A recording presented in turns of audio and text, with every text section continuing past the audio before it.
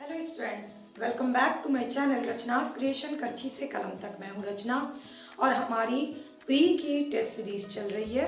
आज है प्री के टेस्ट सीरीज नंबर 20। इन 20 टेस्ट के थ्रू हमने ऑलमोस्ट प्री के सारे टॉपिक जीएस के कंप्लीट कर लिए हैं। सबसे पहले मैं आपको आज का टॉपिक बता देती हूँ। तो आज हम प्राचीन भारत में करेंगे वैदिक काल के सारे क्वेश्चन एनसीईआरटी प्लस 2 ऑथेंटिक किताब और 20 साल पिछले 20 सालों में किसी भी तरह के प्रारंभिक परीक्षा में जो प्रश्न पूछे गए हैं उसमें से इंपॉर्टेंट क्वेश्चंस का रिवीजन। मेडाइवल हिस्ट्री में करेंगे आज विजयनगर 19 सोर्सेस से। मॉडर्न हिस्ट्री में करेंगे सामाजिक एवं धार्मिक सुधार आंदोलन। इकोनॉमिक्स में करेंगे अंतरराष्ट्रीय संगठन। पॉलिटी में करेंगे केंद्र राज्य संबंध। इंडियन ज्योग्राफी में करेंगे हरित क्रांति। वर्ल्ड ज्योग्राफी में करेंगे विश्व की मिट्टी यानी विश्व की मृदा।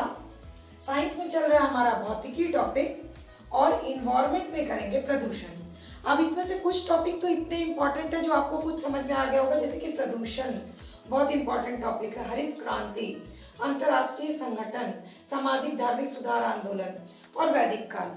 और कुछ टॉपिक इतने वास्ट हैं जिनको पढ़ने में आपका बहुत समय लग जाता है, जैसे कि अंतरराष्ट्रीय संगठन, सामाजिक धार्मिक सुधार आंदोलन। तो जैसा कि मैं अपनी क्लासेस में बताती आई हूँ कि आप जो है जब एग्जाम नजदीक है उस समय आप कलेक्टिव स्टडी मत करिए, यानी बहुत सारे बुक्स को कलेक्ट करके पढ़ना मत शुरू करिए, क्योंकि इससे जो आप पढ़े हुए हैं वो भी आप भूल जाइएगा। तो ये जो टाइम होता है ये होता है सेलेक्टिव स्टडी करने का, यानी जो आपके लिए इम्पोर्टेंट है आपको वो पढ़ना और बार बार पढ़ना है, ताकि एग्जामिनेशन हॉल में आपसे क्वेश्चंस को पढ़ा हुआ होने के बावजूद आपसे गलतियां ना हो, जो कि कुछ स्टूडेंट से हो जाती हैं। तो मैं इन टेस्ट सीरीज के थ्रू वही करवा रही हूँ, आपको कलेक्टिव स्टडी की जगह सेलेक्टिव स्टडी करा रही हूँ। कलेक्शन मेरे भी सारे वही है, 2 किताब, 6 to 12 एनसीईआरटी, 20 साल के बैक ईयर क्वेश्चन, लेकिन उसमें से मैं क्वेश्चंस को सेलेक्ट करके सेलेक्टिव क्वेश्चंस आपको तैयार करा रही हूँ। तो अगर अभी तक आप मेरी टेस्ट सीरीज से नहीं जुड़े हैं तो नीचे इस वीडियो के डिस्क्रिप्शन बॉक्स में सारी टेस्ट सीरीज की लिंक दी हुई है, आप उसको देख सकते हैं। और प्लीज अगर किसी भी प्रारंभिक परीक्षा की तैयारी कर रहे हैं तो जरूर देखिएगा।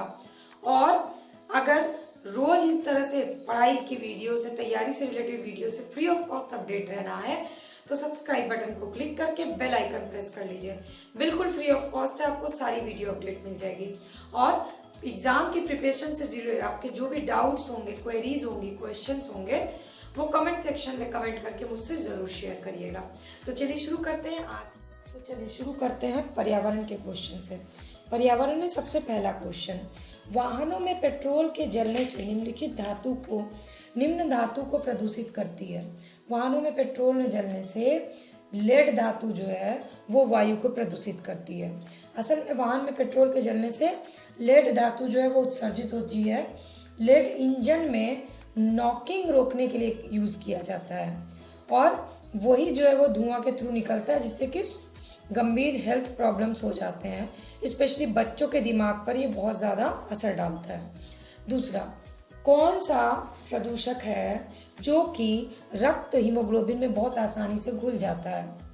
कौन सा वायु प्रदूषक है जो ऑक्सीजन की अपेक्षा ज़्यादा तेजी से रक्त हीमोग्लोबिन में जाके घुल जाता है? तो कार्बन मोनोऑक्साइड एक ऐसी गैस है जो कि हमारे फेफड़े में प्रवेश करती है और रक्त में हीमोग्लोबिन की कमी हो जाती है और हीमोग्लोबिन अणुओं में ऑक्सीजन की तुलना में 300 गुना अधिक तेजी से ये जाकर के मिल जाती है। फ्लाई ऐश, ये भी क्वेश्चन पूछा जा चुका है आपसे, इसलिए मैं आपको बता रही हूँ आगे का क्वेश्चन। फ्लाई ऐश एक प्रदूषक है, पूछा गया फ्लाई ऐश क्या है। ये एक प्रदूषक दहन उत्पाद है। अब अगला क्वेश्चन आपसे पूछ सकता है ये कहाँ से प्राप्त होता है, तो इसका आंसर होगा कोल, यानी पत्थर के कोयले से। कोल का जब दहन किया जाता है उससे जो प्रदूषक उत्पन्न होता है उसमें छोटे छोटे से कण उपस्थित होते हैं जो धुएं के साथ हवा में तैरते रहते हैं। यही जो होता है ना, ये फ्लाई ऐश होता है। वायु प्रदूषक का जैविक सूचक, कौन सा एक वायु प्रदूषण के जैविक सूचक का कार्य करता है? तो लाइकेन। लाइकेन पेड़ों की छाल पर उगे हुए होते हैं। लाइकेन का निर्माण शैवाल और कवक के द्वारा होता है और यही जो है ये वायु प्रदूषक के जैविक सूचक का कार्य करता है। वायु स्वच्छ किया जाता है कैसे? जब प्रदूषण युक्त वायुमंडल को स्वच्छ करना होता है तो क्या किया जाता है? तो वर्षा एवं ओस के द्वारा वायुमंडल को स्वच्छ किया जाता है। इंडोर वायु प्रदूषण, इंडोर वायु प्रदूषण का सर्वाधिक महत्वपूर्ण प्रदूषक कौन होता है? तो इंडोर वायु प्रदूषण का सर्वाधिक महत्वपूर्ण प्रदूषक होता है रेडॉन गैस। रेडॉन एक रंगहीन, गंधहीन, रेडियो एक्टिव गैस है जो कि रेडियम से उत्सर्जित होती है और इससे फेफड़ों का कैंसर होता है। अम्ल वर्षा, अगला क्वेश्चन है। ये जो अभी तक मैंने आपको क्वेश्चन बताए वो वायु प्रदूषण से। अब चलते हैं अम्ल वर्षा। अम्ल वृष्टि का कारण क्या है? तो अम्ल वर्षा का कारण होता है सल्फर डाइऑक्साइड और नाइट्रस ऑक्साइड गैसें। ऑक्सीजन और बादल के जल के साथ साथ रासायनिक अभिक्रिया द्वारा सल्फ्यूरिक अम्ल और नाइट्रिक अम्ल बना के वर्षा के साथ पृथ्वी के गिरती है और इसे एसिड रेन यानी अम्ल वर्षा कहा जाता है।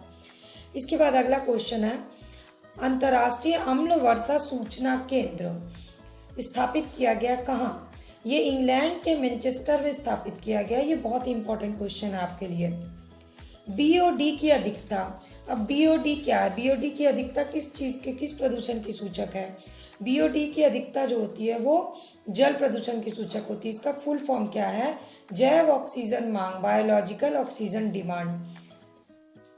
नॉक नी संलक्षण, ये भी क्वेश्चन आपके लिए इंपॉर्टेंट है। नॉक ली संलक्षण क्या है? ये जो है ना फ्लोराइड है। बेसिकली ये फ्लोराइड्स के प्रदूषण के द्वारा उत्पन्न होता है। फ्लोराइड तत्व तो पानी में बहुत कम मात्रा में उपलब्ध होते हैं और मसूड़े और दांत को संरक्षण देता है।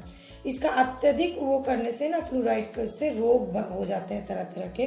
तो नॉक नी संरक्षण उत्पन्न होता है फ्लोराइड के प्रदूषण के द्वारा। ये हो गए आपके इन्वायरमेंट के क्वेश्चन। चलिए अब पॉलिटी करते हैं। पॉलिटी में केंद्र राज्य संबंध। तो सबसे पहला क्वेश्चन, केंद्र सरकार तथा राज्यों के मध्य आर्थिक संबंधों की विवेचना की गई है। केंद्र और राज्य की आर्थिक संबंध की विवेचना भारतीय संविधान के अनुच्छेद 268 से 281 के अंतर्गत की गई है। इनमें जो है वित्तीय स्रोत का वितरण, एक जटिल तंत्र की रचना की गई है और ये बताया गया कि विभाजन स्थायी ना हो, जो कि वित्तीय विभाजन हो वो समायोजन के आधार पे हो। अगला क्वेश्चन है, अनुच्छेद 249 किससे संबंधित है? तो अनुच्छेद, भारतीय संविधान का अनुच्छेद 249 राज्य सूची के विषयों के संबंध में संसद की विधायी शक्तियों से संबंधित है। इसके तहत राष्ट्रीय हित में किसी भी विषय पर राज्यसभा के विशेष बहुमत द्वारा किसी प्रस्ताव द्वारा संसद उसके राज्य सूची में होने पर भी उस पर विधि बना सकती है। अब तीसरा क्वेश्चन, मतलब 13 नंबर क्वेश्चन, राज्यसभा द्वारा राष्ट्रीय हित में विधि निर्मित से रिलेटेड क्वेश्चन है। राज्यसभा द्वारा संविधान के अनुच्छेद 249 के अंतर्गत पारित संकल्प जिसके द्वारा संसद को राज्य सूची के विषय पर राष्ट्रीय हित में विधि निर्मित करने का अधिकार दिया गया, ये प्रवृत्त रहेगा कब तक? 1 वर्ष से अधिक नहीं, यानी 1 वर्ष तक ही रह सकता है। इसके बाद केंद्र राज्य संबंध किस अनुसूची में है? तो संविधान के अनुच्छेद किस अनुसूची में है? तो इसका आंसर होगा संविधान के अनुच्छेद 246 के तहत केंद्र राज्य संबंध के मध्य विधायी शक्ति का बंटवारा किया गया, जिसमें 3 सूची है, संघ सूची, राज्य सूची, समवर्ती सूची, और इन तीनों की व्याख्या है संविधान के 7वीं अनुसूची में। इसके बाद अगला क्वेश्चन है अवशिष्ट शक्तियों से रिलेटेड। तो अवशिष्ट शक्तियां सन्निहित है, मतलब किसमें है? तो आर्टिकल किसमें है? भारतीय संविधान की अवशिष्ट शक्तियां आर्टिकल 248 में सन्निहित है, संघीय संसद को सौंपी गई है। म्युनिसिपल संबंध, केंद्र राज्य संबंध के विशेष रूप से किसी प्रसंग में म्युनिसिपल संबंध कहा गया है। किसको? तो ये है वित्तीय मामले में राज्य पर केंद्र के नियंत्रण के प्रसंग में, मतलब राज्य पर केंद्र का नियंत्रण होगा वित्तीय मामले, ये है म्युनिसिपल संबंध। अंतरराज्यीय परिषद का निर्माण, अगला क्वेश्चन। तो अंतरराज्यीय परिषद का निर्माण स्रोत है संवैधानिक। क्षेत्रीय परिषद का सृजन, क्षेत्रीय परिषदों का सृजन हुआ है संसदीय कानून द्वारा, 1956 के संसद अधिनियम द्वारा। सरकारीय आयोग का संबंध किससे है? बहुत बार पूछा गया क्वेश्चन। सरकारीय आयोग गठित हुआ केंद्र और राज्यों के मध्य संबंधों के विवेचना के लिए। कर केंद्र लगाता है, भारत संविधान के किस अनुच्छेद में करों को केंद्र द्वारा लगाया जाता है, एकत्रित किया जाता है और केंद्र और राज्य के बीच उसको वितरित किया जाता है? ये आर्टिकल है 270। इसके अंतर्गत कृषि आय नहीं आता है। तो ये हो गया आपका पॉलिटी का क्वेश्चन। तो अब है इकोनॉमिक्स का क्वेश्चन, और इकोनॉमिक्स में आज का टॉपिक है अंतर्राष्ट्रीय संगठन। तो सबसे पहले यूनेस्को के तत्वाधान में सामाजिक विकास पर प्रथम विश्व शिखर सम्मेलन कहाँ पर आयोजित किया गया था? तो 1995 में हुआ था हालांकि, लेकिन ये क्वेश्चन अभी भी बहुत इंपॉर्टेंट है। 2017 में ये पूछा जा चुका है क्वेश्चन। 1995 के मध्य कोपेनहेगन में, यानी अब आपसे हो सकता है ऑप्शन डेनमार्क दे दे क्योंकि दोनों एक ही है। डेनमार्क में सामाजिक विकास पे प्रथम शिखर सम्मेलन आयोजित किया गया। अगला क्वेश्चन वर्ल्ड डेवलपमेंट रिपोर्ट से है। वर्ल्ड डेवलपमेंट रिपोर्ट ये एक वार्षिक प्रकाशन है। क्वेश्चन ये पूछा जा चुका है कि क्या है ये, लेकिन अब पूछा जाएगा कि कौन करता है इसको प्रकाशित। तो इसका आंसर अंतर्राष्ट्रीय पुनर्निर्माण एवं विकास बैंक, वर्ल्ड बैंक द्वारा। व्यापार करने की सुविधा सूचकांक, ये क्वेश्चन है। व्यापार करने की सुविधा का सूचकांक में भारत की रैंकिंग कभी कभी दिखती है। निम्नलिखित में से किसने इस रैंकिंग की घोषणा की है? तो ease of doing business index, इसको इंग्लिश में बोलते हैं ease of doing business index. 2003 से इसको शुरू किया गया है। इसको शुरू किया गया वर्ल्ड बैंक के द्वारा। विश्व आर्थिक संभावना रिपोर्ट, विश्व आर्थिक संभावना यानी ग्लोबल इकोनॉमिक प्रोस्पेक्ट्स रिपोर्ट आवधिक रूप से कौन जारी करता है? तो इसको जारी करता है, इसको भी जारी करता है वर्ल्ड बैंक, जो कि साल में 2 बार जारी होता है, जनवरी और जून में। हरा सूचकांक, हरा सूचकांक कौन जारी करता है? तो हरा सूचकांक जो है वो ये भी वर्ल्ड बैंक ही जारी करता है। उभरती हुई अर्थव्यवस्था में व्यापार करने वाली कंपनियों की कार्बन दक्षता यानी कार्बन एफिशिएंसी के लिए ये सूचकांक विश्व बैंक ने शुरू किया, हरा सूचकांक, ग्रीन इंडेक्स। विश्व बैंक की स्थापना कब और मुख्यालय कहाँ? विश्व बैंक की स्थापना 1945 में और इसका मुख्यालय है वॉशिंगटन में। एक ट्रेडिशनल क्वेश्चन है जो कि बार बार पूछा जाता है। ब्रेटन वुड्स समझौता के द्वारा किसकी स्थापना की गई थी? तो ब्रेटन वुड्स समझौता के बाद अंतर्राष्ट्रीय मुद्रा कोष IMF की स्थापना, अंतर्राष्ट्रीय मुद्रा कोष की स्थापना की गई थी। साथ में IBRD की भी स्थापना हुई थी। पत्र श्रवण का क्या अर्थ है? पत्र श्रवण जो है वो अंतर्राष्ट्रीय मुद्रा कोष का विशेष आहरण अधिकार है, SDR। आपने इकोनॉमिक्स में पढ़ा होगा, पिछले मैंने टेस्ट सीरीज में बताया है SDR। ये IMF का विशेष आहरण अधिकार है। ट्रिम्स का पूरा नाम क्या है? ट्रिम्स का पूरा नाम है trade related investment measures, TRIMS। ये WTO का एक समझौता है। अब अगला क्वेश्चन कि WTO की स्थापना कब हुई, जो बहुत बार पूछा गया। WTO की स्थापना हुई 1995 में और मुख्यालय इसका जेनेवा में। तो ये हो गया अंतर्राष्ट्रीय संगठन से आपके इंपॉर्टेंट क्वेश्चंस। तो इंडियन ज्योग्राफी में टॉपिक है आज क्रांति, हरित क्रांति या कृषि से रिलेटेड जो भी क्रांतियां हुई हैं। सबसे पहला क्वेश्चन, सदाबहार क्रांति भारत में कृषि उत्पादन बढ़ाने के लिए प्रयोग में लाई गई, किसके द्वारा? MS स्वामीनाथन द्वारा। MS स्वामीनाथन द्वितीय हरित क्रांति और सदाबहार क्रांति के अंतर्गत कदम उठाए, जैसे कि मिट्टी का स्वास्थ्य, रेन वाटर हार्वेस्टिंग और कृषि आर्थिक क्षेत्र, इस पे इन्होंने जोर दिया। अगला क्वेश्चन, नॉर्मन बोरलॉग जो है, जो कि हरित क्रांति के जनक माने जाते हैं, इससे कई बार क्वेश्चन पूछा गया है, ये किस देश के हैं? तो नॉर्मन बोरलॉग जो है हरित क्रांति के जनक है। 1914 में अमेरिका में इनका जन्म हुआ था, ये अमेरिका के हैं। हरित क्रांति संबंधित है किस फसल के उत्पादन से? हरित क्रांति बेसिकली संबंधित है गेहूं के उत्पादन से। ये बहुत ही इंपॉर्टेंट क्वेश्चन है, लेकिन उससे भी इंपॉर्टेंट क्वेश्चन है कि किस तरह के गेहूं का, कौन सी प्रजाति हरित क्रांति में गेहूं का कौन सी प्रजाति सबसे ज़्यादा उत्पादन होगा? तो वह है मैक्सिकन प्रजाति का गेहूं। फिर कृषि क्षेत्र से जुड़ी सभी क्रांति को मिला के कौन सी क्रांति शुरू की गई? तो सारी क्रांतियों को मिलाकर के इंद्रधनुषीय क्रांति शुरू की गई। गुलाबी क्रांति किससे संबंधित है? गुलाबी क्रांति संबंधित है प्याज उत्पादन से। नीली क्रांति का संबंध किससे है? नीली क्रांति का संबंध है मत्स्य उत्पादन से। 0 टिल बीज का उत्पादन कहाँ किया गया? जीवी पंत विश्वविद्यालय में किया गया। गोल क्रांति किससे संबंधित है? गोल क्रांति आलू से संबंधित है। काली क्रांति पेट्रोलियम से संबंधित है और भूरी क्रांति उर्वरक उत्पादन से संबंधित है। तो ये हरित क्रांति और फसल से जुड़ी जो अन्य क्रांतियां हुई हैं उससे संबंधित आपके लिए इंपॉर्टेंट क्वेश्चन। अब अभी तक आपने इस वीडियो को देखा है तो प्लीज़ वीडियो के नीचे लाइक बटन है उसको प्रेस करिए, अपने फ्रेंड से इस वीडियो को शेयर करिए, चैनल के सब्सक्राइब बटन को क्लिक करके बेल आइकन को प्रेस कर लीजिए ताकि फ्री ऑफ कॉस्ट रोज़ की वीडियो अपडेट आपको मिल जाए। इसके अलावा कमेंट सेक्शन में जा करके अपने व्यूज़, अपने डाउट्स, अपने क्वेश्चन और ये वीडियो कैसी लग रही है आपको टेस्ट, ये मुझसे ज़रूर बताइएगा। वर्ल्ड ज्योग्राफी में टॉपिक है मिट्टियाँ, विश्व की मिट्टियाँ। कोशिका, किस मिट्टी में कोशिका यानी कैपिलरी सबसे अधिक प्रभावशाली होती है? तो कोशिका या कैपिलरी सबसे अधिक प्रभावशाली होती है चिकनी मिट्टी यानी क्ले सॉइल में, और बलुई मिट्टी में सबसे कम प्रभावशाली होती है। फॉरवर्ड लिंक का क्वेश्चन। टेरा रोसा का विकास किस तरह से, टेरा रोसा का प्रारूपिक विकास किस भूभाग में होता है? तो ये होता है, लाल चिकनी मिट्टी है जिसका निर्माण चूना पत्थर वाली चट्टान के अपक्षय से होता है। हेलोफाइट्स जो पौधे होते हैं, हेलोफाइट्स, ये कहाँ पर सबसे तेजी से वृद्धि करते हैं? हेलोफाइट्स एक क्षारीय मृदा में अच्छी तरह से वृद्धि करने वाली वनस्पति है। पृथ्वी पर अधिकतम मात्रा में फैला हुआ है कौन सा प्रदेश? शुष्क प्रदेश पृथ्वी में अधिकतम मात्रा में फैला हुआ है। सभी प्रकार का जलवायु कटिबंध किस महाद्वीप में है? सभी प्रकार के जलवायु कटिबंध एशिया महाद्वीप में है। हेकिस्टोरम पौधे, हेकिस्टोथर्म पौधे उगते हैं कम तापमान पे, बेसिकली एल्पाइन टाइप के वन होते हैं जो कि कम तापमान में उगते हैं। पारिस्थितिकी तंत्र का इंजीनियर किसे कहा जाता है? पारिस्थितिकी तंत्र का इंजीनियर केंचुओं को कहा जाता है। वन प्रदेश में पाए जाने वाला हल्के रंग का मिट्टी का नाम क्या है? पॉडजॉल।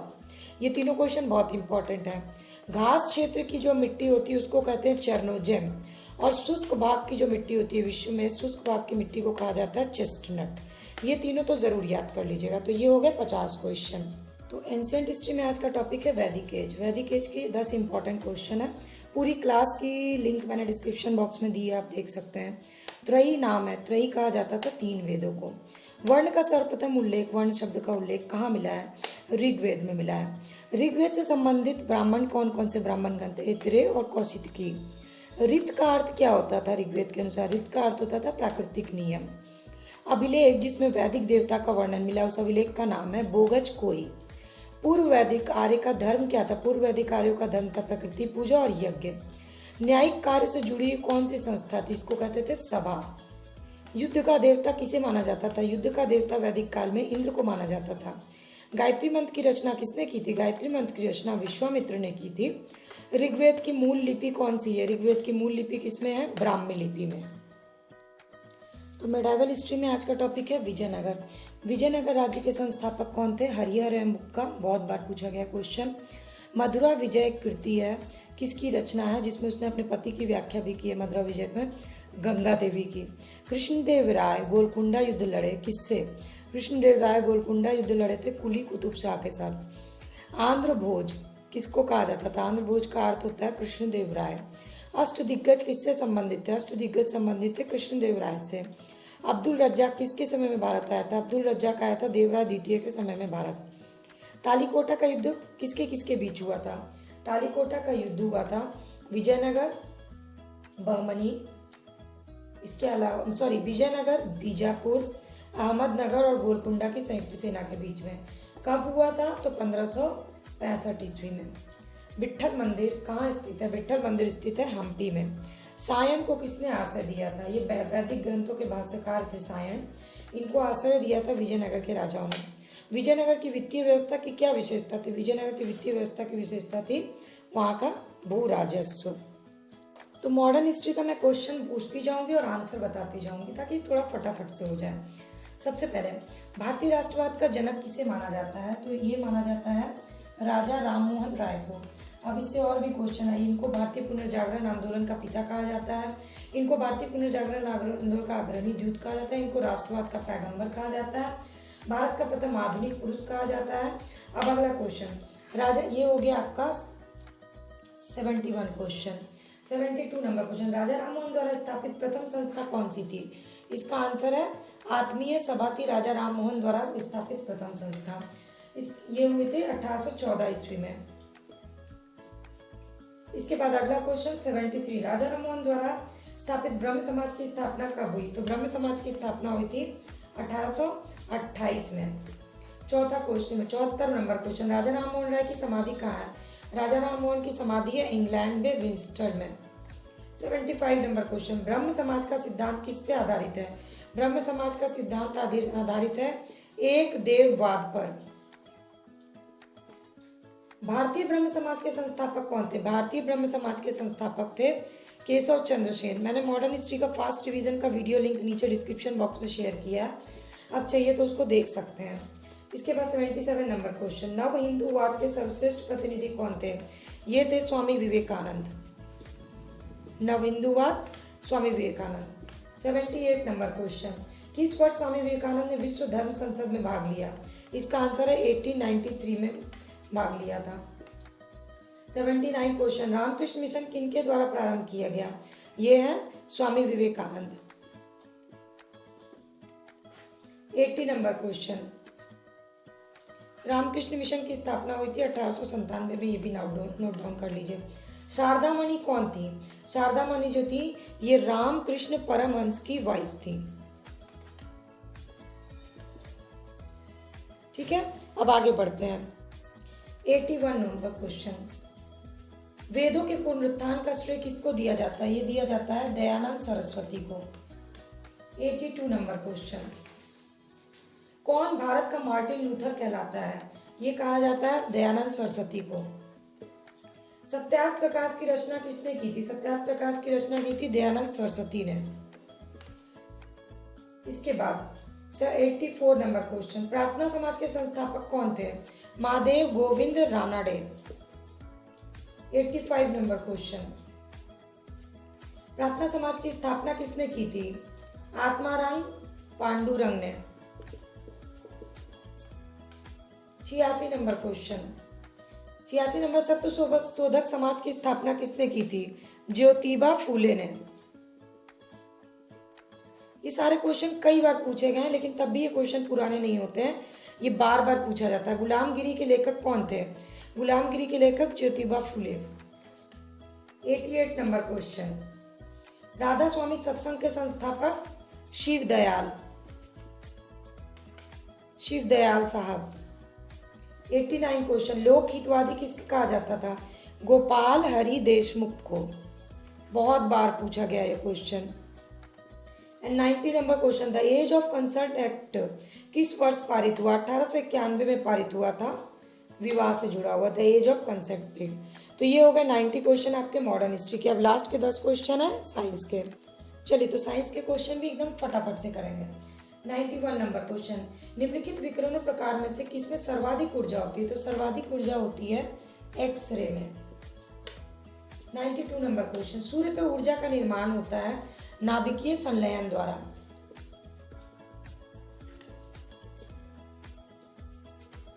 93 नंबर क्वेश्चन, कौन सा तत्व सोलर सेल में उपयोग किया जाता है? सोलर सेल में उपयोग किया जाता है सिलिकॉन का। ये सारे क्वेश्चन इस बार के लिए इंपॉर्टेंट है। परमाणु रिएक्टर क्या है? परमाणु रिएक्टर एक होता है आणविक भट्ठी। प्रकाश वोल्टीय सेल होते हैं क्या? ये होता है प्रकाश वोल्टीय सेल, सौर सेल होता है। फोटोवोल्टीय सेल किससे संबंधित है? फोटोवोल्टीय सेल संबंधित है सौर ऊर्जा से। 97 नंबर क्वेश्चन, कौन सा तत्व परमाणु ईंधन की श्रेणी में नहीं आता है? तो कैडमियम आता है, थोरियम, प्लूटोनियम और यूरेनियम ये परमाणु ईंधन की श्रेणी में आता है।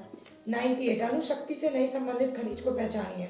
तो क्रोमियम जो है वो अणु शक्ति से संबंधित नहीं है।